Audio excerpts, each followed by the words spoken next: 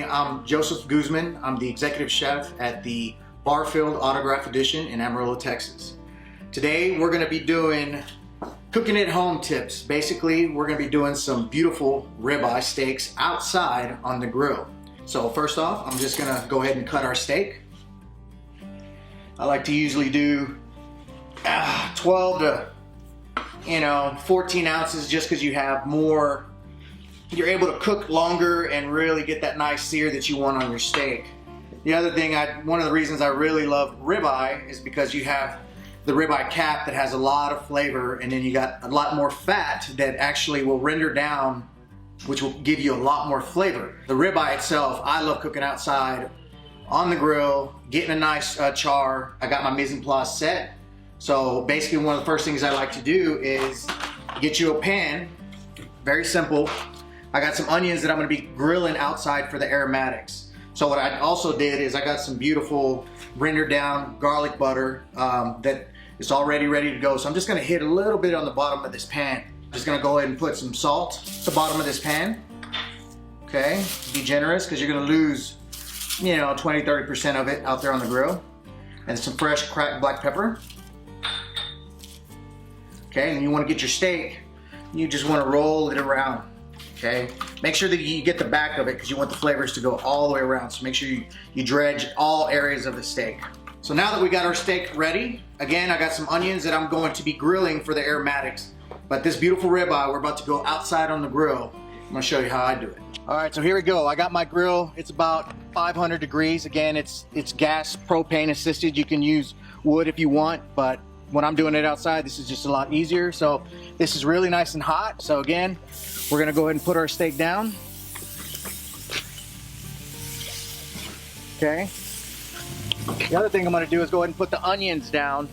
And again, that's where you're gonna get that aromatics that's gonna get in there. It's almost like using wood, but again, I like the essence of nice roasted onion. So as you're cooking your steak, one of the things that I try to explain to everybody is you wanna make sure that you get that grill mark that you want or the char that you're looking for.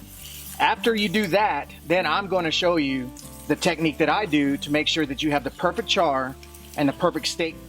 All right, so as you can see, as I'm cooking this ribeye, what I'm doing right now is I've got some grill marks going, but that's not what I'm looking for. I want to get a nice char. So basically what I'm going to do is I'm going to keep turning the steaks every so many minutes. Keep turning the steaks. I'll close it for a little bit, but I'm not leaving my post. I'm going to stand right here and baby these steaks. I want that nice char. I want to make sure that I char the outside of the fat. This fat's going to render down on the outside. That's where all that flavor is at. And over here I have some beautiful shiitake mushrooms, some concassé tomatoes, some green beans, some beautiful asparagus, some marble potatoes, and some carrots. And what I'm going to do is I'm going to grill while I'm out here. I'm going to go and throw my shiitake mushrooms on the grill, get the asparagus on the grill, and everything else I'll saute inside. But to get that flavor, that's what I'm going to use.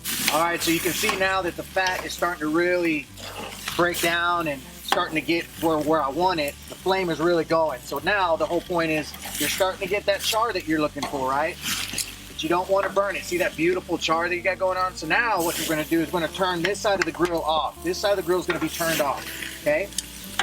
This side, I still want to get this nice char on this steak. This one is looking beautiful.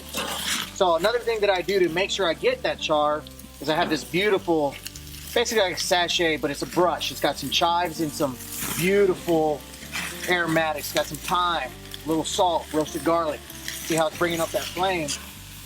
That's what I want. I want that steak to get that char that I'm looking for. I'm going to keep rotating the steak. I'm not going to let it burn. I'm just going to keep turning it and turning it until I get it the way I want it. Okay, temperature-wise, USDA recommends cooking your steak at 145 degrees. You can cook it the way you want. I love my steaks between 128 degrees and again, letting it rest to right at 130. So a nice, beautiful medium rare. That's how I like my steak. And again, what I'm going to be doing is my steaks are sitting here. Again, the flame is off. The flame is off under here, but I have this one side going with the onions.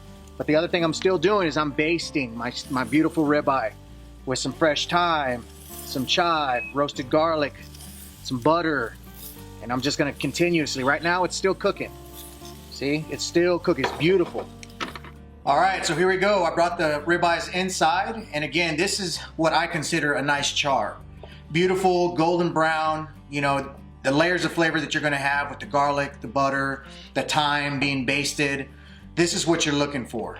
So now that this is basically rested for, I would say going on 3 or 4 minutes, now I'm gonna go ahead and slice it up and plate it for you guys.